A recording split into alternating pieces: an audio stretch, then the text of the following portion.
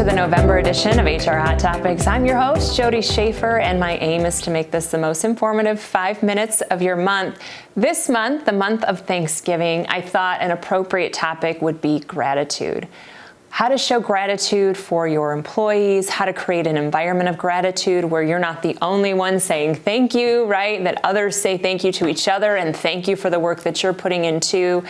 And it really starts at the top. So I thought I would just do a quick psychology lesson with all of you. And for those of you that don't know, that was my major in college. I find it fascinating why we do what we do. And one of the kind of fundamental philosophies that we learn in psychology has to do with Maslow's hierarchy of needs. And I'm going to have Will put a little graphic on the screen here while I describe this. But essentially the idea was, in order for an employee to be self-actualized, in other words, be kind of the highest and best version of themselves, there were certain levels that you had to obtain. And at the very bottom of the hierarchy are physiological needs. So an employee has to feel, in the most basic sense, that they have a roof over their head and they have food and they have water and those kinds of things. And that's not where you come in as the employer. But it's really important, obviously, for every human being to have those. And then the next level has to do with safety, physical safety. And then you get into where employers do start to have some influence on staff, and that's the level of love, right? Employees need to feel like their psychological needs are met, the feeling of love and belonging and connectedness. And then above that, you've got esteem, so recognition for what they put out into the world, or in your case, what they put into the workforce, that matters, that it's seen. And then finally, at the very peak of the period, you have self-actualization. Now, there have been some components of Maslow's theory that have been discredited over the years.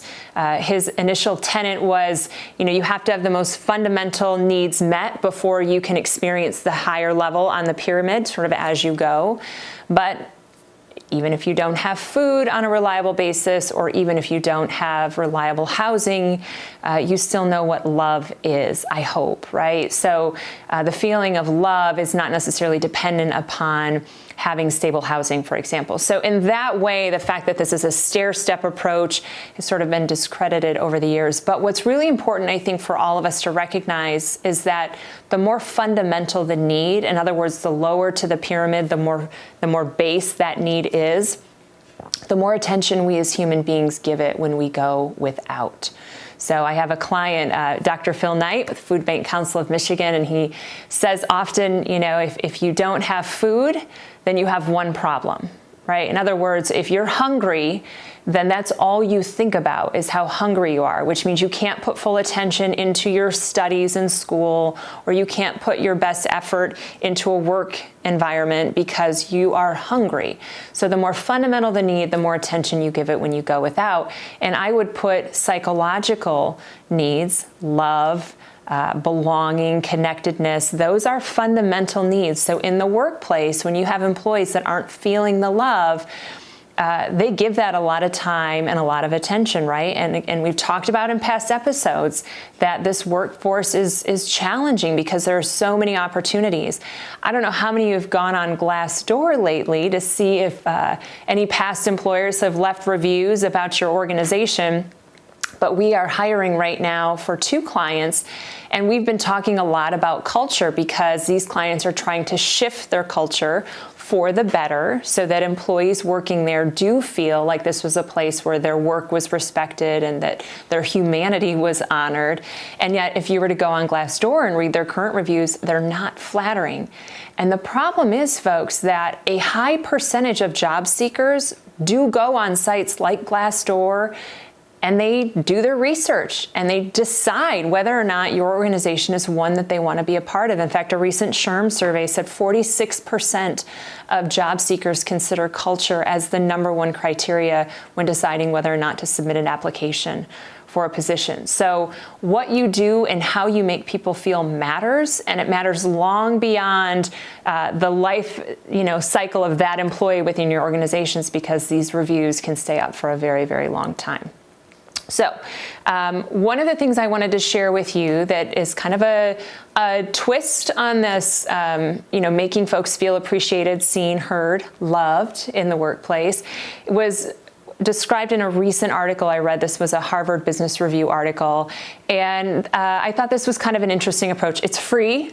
Okay, so it doesn't take anything but a little bit of time, and hopefully you're spending some one-on-one time with your employees anyways. So this is something you can add to those meetings, and it's called reflective recognition. And I just want to sort of read the definition of this here.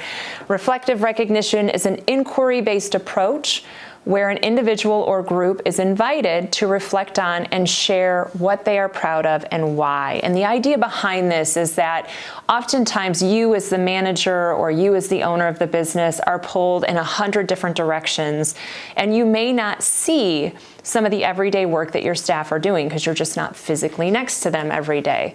And so you recognize them for the things that you know about, but oftentimes there's this whole body of work or effort that goes unnoticed just because you're not in proximity. And so this is kind of an interesting approach where you flip the script, so to speak, and you ask the employee to tell you what they're most proud of and why. And if you've never done this kind of thing, it can be a bit awkward, right, in the beginning. You don't have to phrase the question exactly like I just did. Sometimes you can say something like, hey, I haven't seen you in a while. How's it going, right? That's a good opener. And then the follow-up question can be, you know, what have you been struggling with that you've kind of found a way to get through, or what's been one of the biggest roadblocks for you recently, and how are you handling that?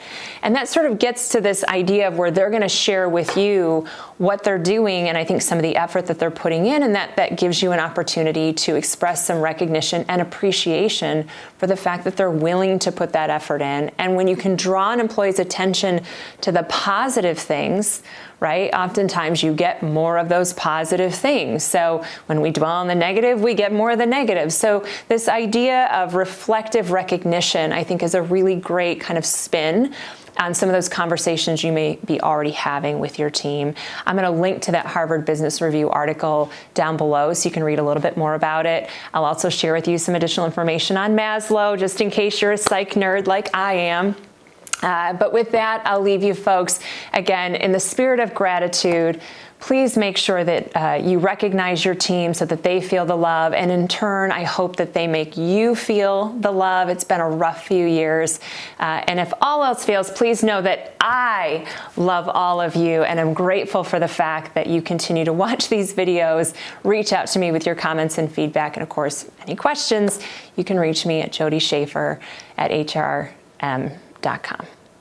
Wait a minute, that's not my email. Will, what's my email? jodyschaefer@workwithhrm.com. There you go, folks. Grateful that you let me have these little slip-ups once in a while, too. I'm only human, but reach out if you have anything. Until next month, we'll see you later.